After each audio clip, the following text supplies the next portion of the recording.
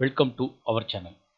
நம்ம சேனலில் ஆசிரியர்கள் பயன்பெறும் வகையில் தினந்தோறும் முக்கிய அறிவிப்புகளையும் அரசு தரப்பில் வெளியிடுகின்ற உத்தரவுகளையும் அரசாணைகளையும் அவர்களுக்கு கிடைக்கக்கூடிய சலுகைகளையும் ஆசிரியர்கள் முன்வைக்கின்ற கோரிக்கைகளையும் குறிப்பாக ஆசிரியர்களுக்கான சிறப்பு தகுதி தேர்வு நடைபெறுவது பற்றிய தகவல்களையும் தேர்ச்சி மதிப்பெண்கள் குறைப்பு அது பற்றிய கோரிக்கைகள் அதேபோல் அரசு பரிசீலனை பற்றிய தகவல்களையும் தொடர்ந்து கொடுத்துருக்கோம்.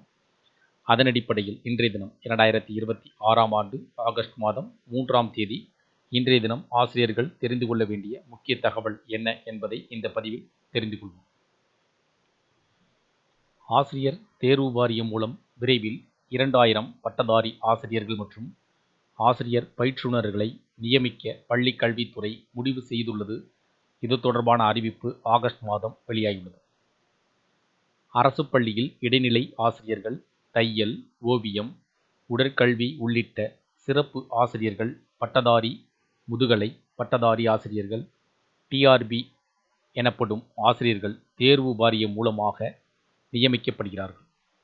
அது மட்டுமின்றி வட்டார கல்வி அலுவலர், அரசு ஆசிரியர் பயிற்சி நிறுவன விரிவுரையாளர், அரசு கல்லூரி உதவி பேராசிரியர், அரசு பாலிடெக்னிக் விரிவுரையாளர் பணியிடங்களும் ஆசிரியர் தேர்வு வாரியம் வாயிலாகவே நிரப்பப்படுகிறது. தற்போது அரசு பள்ளியில் 18,000க்கும் மேற்பட்ட ஆசிரியர் பணியிடங்களை காலியாக உள்ளன.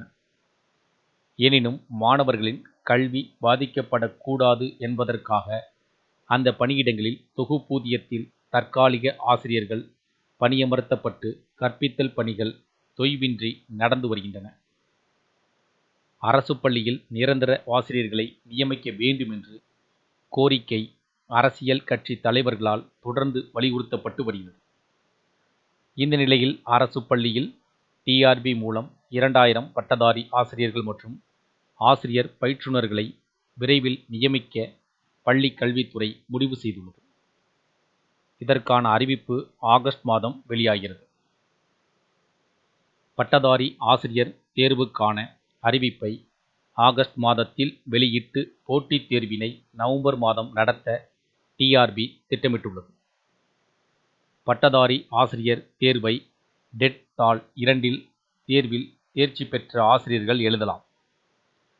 பட்டதாரி ஆசிரியர் மற்றும் ஆசிரியர் பயிற்றுனர் தேவையை பொறுத்தவரையில் சம்பந்தப்பட்ட பாடப்பிரிவில் 150 கேள்விகளுக்கும் கட்டாய தமிழ் மொழி தகுதி தேர்வில் 30 கேள்விகளுக்கும் விடையளிக்க வேண்டும்.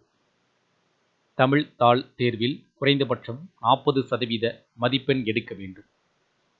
தமிழ் தேர்வு மதிப்பெண் மெரிட் பட்டியலுக்கு எடுத்துக்கொள்ளப்படாது என்றாலும் இதில் தேர்ச்சி பெற்றால் மட்டுமே விண்ணப்பதாரரின் பாடத்தேர்வு விடைத்தாள் மதிப்பீடு செய்யப்படும் என்பது குறிப்பிடத்தக்கது.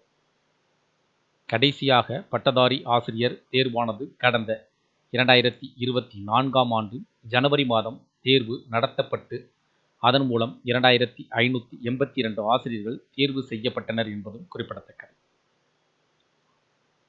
இந்த தகவல்கள் அனைத்தும் உங்களுக்கு பயனுள்ளதாக இருந்துச்சு அப்படின்னா வீடியோக்கு லைக் பண்ணுங்க. மீண்டும் இதேபோல் ஒரு பயனுள்ள தகவலில் சந்திப்போம். நன்றி.